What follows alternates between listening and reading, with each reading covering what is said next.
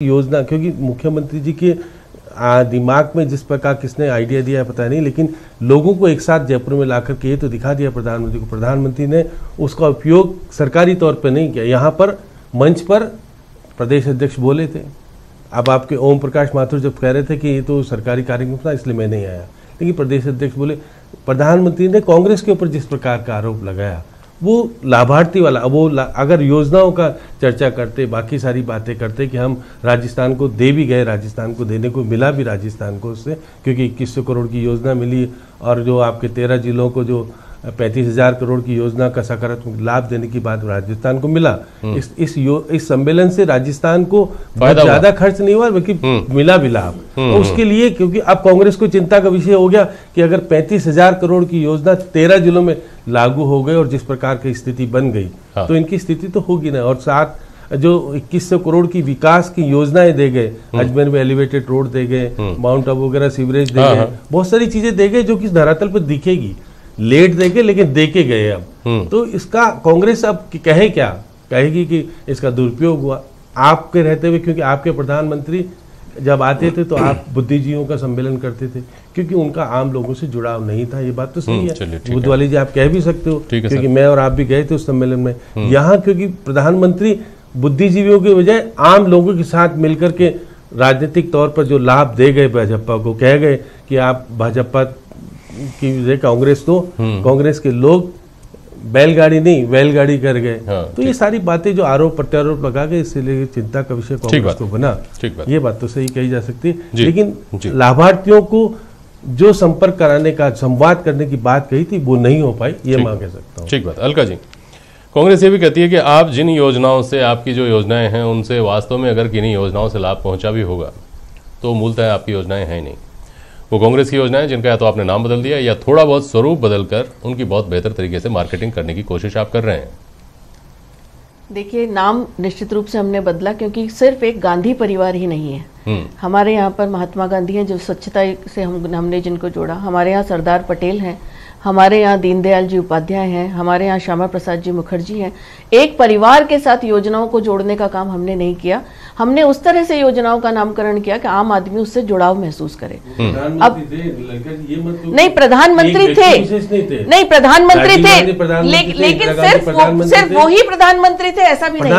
प्रधानमंत्री बहुत रहे हैं, बहुत से प्रधानमंत्री हमारे रहे हैं, लेकिन उनके नाम पर नहीं। एक परिवार, गांधी परिवार के नाम पर सारी योजनाएं का चुनाव क्यों लड़ता है वो एक अलग बात है। आप कहां से किस मुद्दे से कहां आ गए समझ में नहीं। आप लाभार्थियों की बात करिए। आज आप सब लोग इसलिए हड़बड़ा रहे हैं कि लाभार्थी हमारे साथ जुड़ गए। लाभार्थी की मतलब नहीं है। आज आपके अध्यक्ष कह रहे हैं लाभार्थी किसी पार्टी के एजेंट नहीं है, तो फिर क्यों डर रहे हैं आप लोग? तो कौन डर रहे हैं?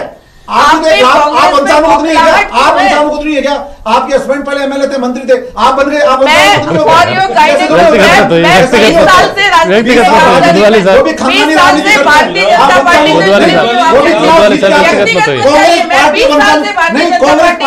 बीजेपी के कांग्रेस पार्टी बीजेपी का रहमो करम पे नहीं है।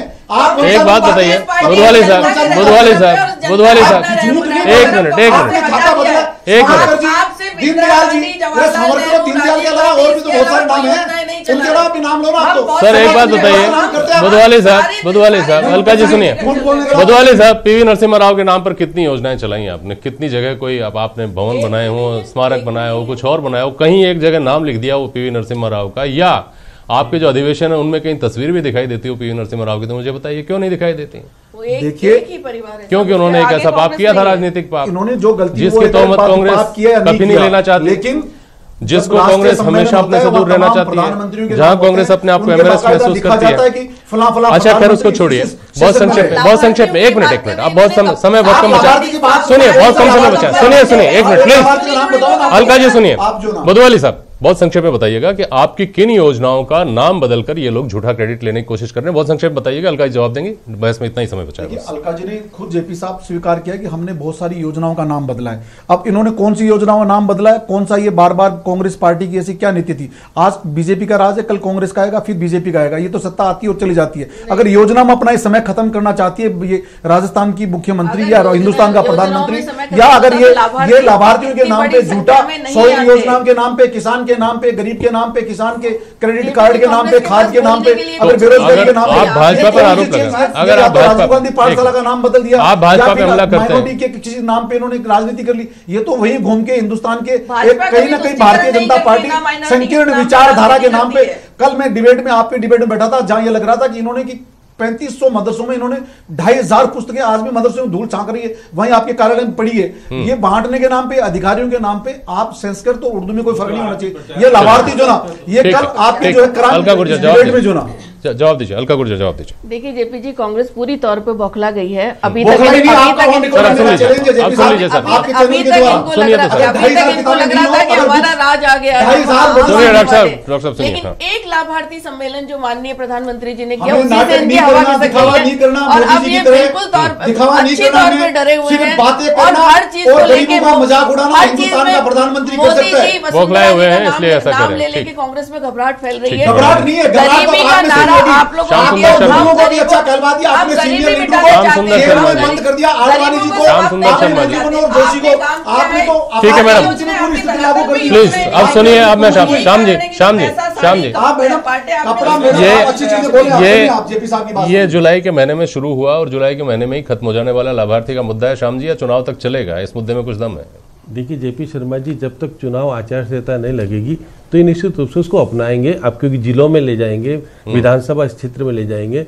मुख्यमंत्री जी जो यात्रा शुरू करने जा रही है 1 अगस्त से, तो वो तो खुद भी पहले से संवाद करती थी। ये संवाद उनको वहीं से प्रेरणा मिली कि जब मेरे संवाद में मैं इतने लोगों को इकट्ठा करके बात करती हूँ, तो प्रधानमंत्री जी को उन्होंने करके प्रभावित भी किया। उन्होंने देख करके प्रधानमंत्री जी का जब आए थे रुख अलग था एयरपोर्ट पे, बाकी जब यहाँ सम्मेलन में पहुंचे तो उनका रुख बदल गया। तो निश्चित रूप से वसुंधरा जी के लिए और पार्टी के लिए पॉजिटिव तो हुआ है। अब कांग्रेस के लिए कुछ स्थिति खराब हुई है कि अब ये बार बार कह रहे थे कि योजनाएं बदली। आप कहो ना कि आपकी जो मिट्टी परीक्षण वाले को आपने रीलॉन्चिंग किया, आप कहो, इन्होंने कहा रीलॉन्चिंग हुआ। और जैसे आप मुख्यमंत्री आवास योजना थी, प्रधानमंत्री आवास योजना हो गई, बदला है, लेकिन आपका पैसा पहुंचता नहीं था। ये बात सही है।